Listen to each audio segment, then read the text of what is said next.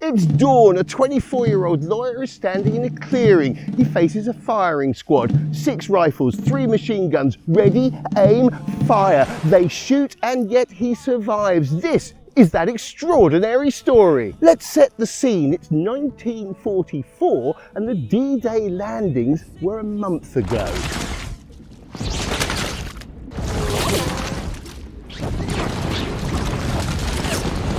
The largest amphibious invasion in history, but it's not going well. The Allies are still clinging to the beaches. Rommel's 5th and 7th armies still hold Normandy. British Prime Minister Winston Churchill sets in motion Operation Gain, covert commando sabotage. The aim is to stop the panzer divisions getting to Normandy beaches, blow up trains, blow up ammo dumps, cause havoc. Cry havoc and let slip the hogs of war. Dogs of war. Whatever farm animal of war, Lana, shut up. It's mad, it's daring, it's suicide. It's exactly the sort of mad, daring, suicidal adventure the SAS was created for.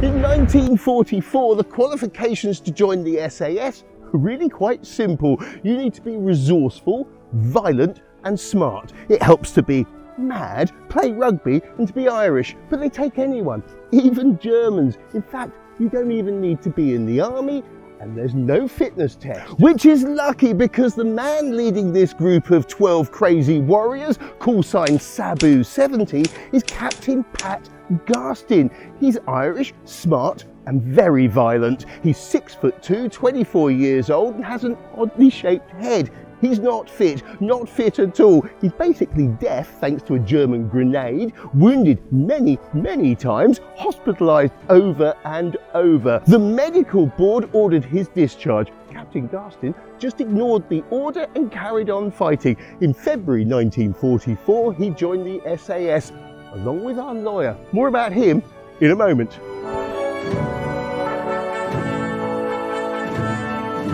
Just 4 months later, on the 5th of July 1944, 12 members of the 1st SAS Regiment jumped out of a Sterling bomber 200 miles behind enemy lines, 40 miles south of Paris, landing just before 2 o'clock in the morning. It's a miracle they got there at all. Major Hans Kiefer, the head of the Gestapo in Paris, had an SOE radio and a spy in the French resistance. He knew the SAS were coming. Their plane was shot to pieces, but that didn't stop them. When they landed, the Germans have them surrounded. But this is the SAS in 1944, they're completely potty. So 12 chaps take on an entire Gestapo division. After 3 hours, 2 SAS men are dead, but 3 escape and make it back to England. 7 are captured, 4 of those are wounded. Captain Garstin has been hit by 2 bullets in his neck, 2 in the arm and 1 in the shoulder. Our lawyer though, he's okay. Those 7 captured boys were taken to the notorious Gestapo headquarters in Paris. For the next 5 weeks, they're interrogated and tortured. At 1 a.m. on the 9th of August, they're forced into civilian clothing. They're given shoes that don't fit and they have no shoelaces. They're put into a lorry.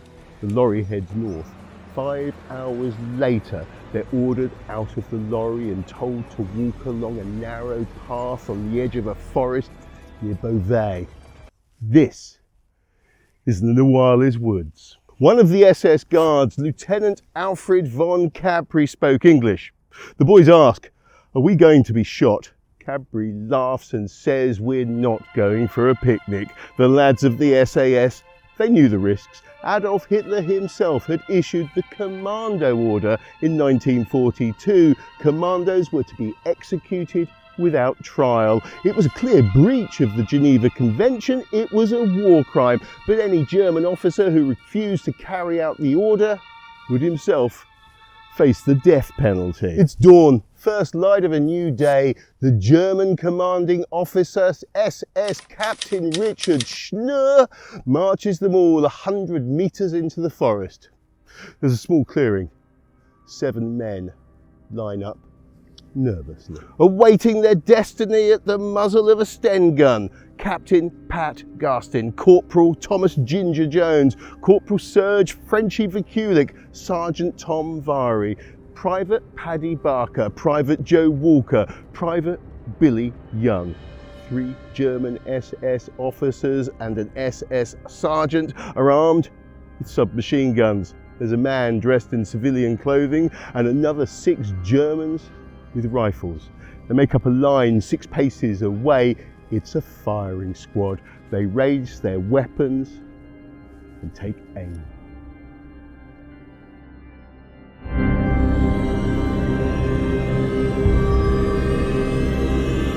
Captain Garstin was barely able to stand. Propping him up was Corporal Thomas Ginger Jones, a miner from Wigan.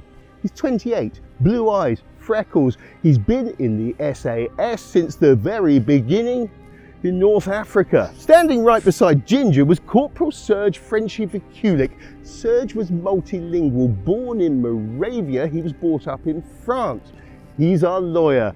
Only 25 years old, yet his story already is extraordinary. Caught by the Germans at Dunkirk, he escaped by jumping into a river. He was hunted across Europe by the Gestapo. At one point, he disguised himself as a tramp and hitched lifts on German army trucks. He jumped from speeding trains. He escaped prisons in Portugal and Spain. When he finally got to England in 1940, he was arrested as a German spy. Serge is ingenious. Over the course of the last 5 weeks, he's dismantled his wristwatch, removed and unravelled the spring. He tried to cut through the bars of his cell with it. When that failed, he tried to dig through the wall.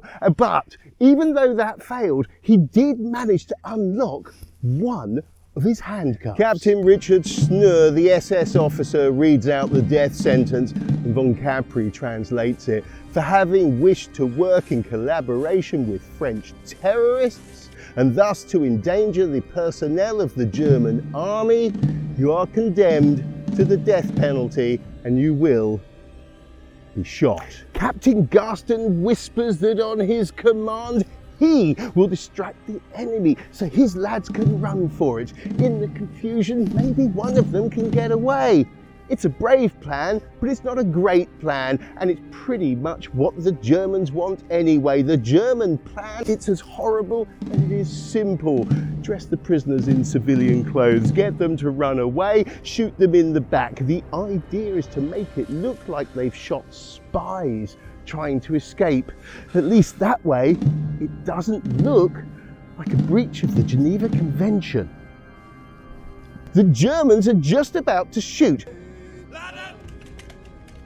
The German fingers are over the triggers. Captain Garstin is just about to give his order, but Serge Vaculik doesn't wait. He screams like a wild banshee and runs. Serge doesn't run away from the firing squad. Oh no, not Serge. He totally ignores Captain Garstin's plan. Serge runs headlong at the firing squad, waving his arms and screaming. He runs straight through the firing squad and he keeps running. He later wrote, "I never ran so fast in my life and the fear of death urged me on." Just as the German soldiers turn and open fire, Serge tripped over and fell. Remember, the shoes don't fit. Bullets whiz over his head. He gets up and runs. The Germans shoot, they carry on missing, and they chase after him.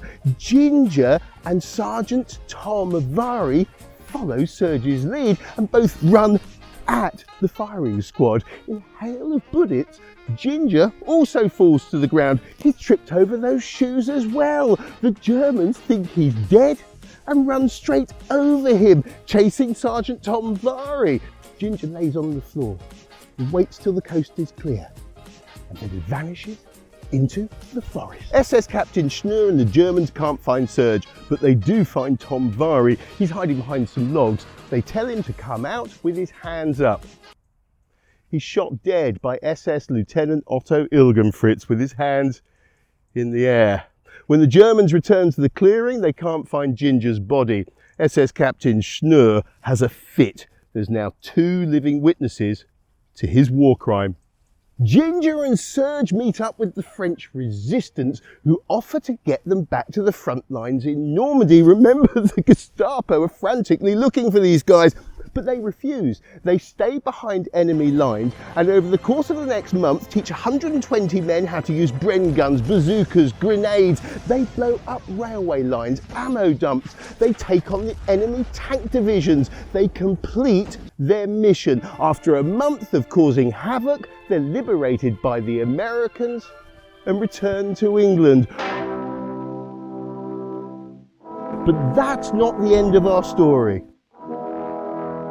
Serge and Ginger aren't finished. Remember, Serge is a lawyer. On the 6th of September 1944, Serge and Ginger return to that clearing in the woods. They collect spent bullet casings, evidence. They find the bodies of their fallen comrades. All 5 had been shot in the back and buried in a mass grave at a chateau just 3 miles away. In May 1945, Serge and Ginger joined the SAS War Crimes Investigation Team. When that team and the SAS are disbanded in September 1945, they continue investigating in secret and bring 100 Nazi war criminals to justice, including SS Major Hans Kiefer, head of the Gestapo in Paris, and SS Captain Richard Schnur, along with everyone else involved in the murder and torture of their 5 fallen brothers in arms. Job done, mission accomplished. Ginger went back to Wigan to be a coal miner. Serge went back to France and wrote books, long out of print, about his adventures. Ginger and Serge stayed friends. They were destined to die on the very same day, not in a clearing in the woods of northern France in 1944. No, Serge and Ginger cheated death for 46 years and died the very same day on the 6th of December 1990, surrounded by their children and their grandchildren. Corporal Ginger Jones and Corporal Serge Frenchy Vaculik are war heroes, but what is more, they are law heroes. Goodbye.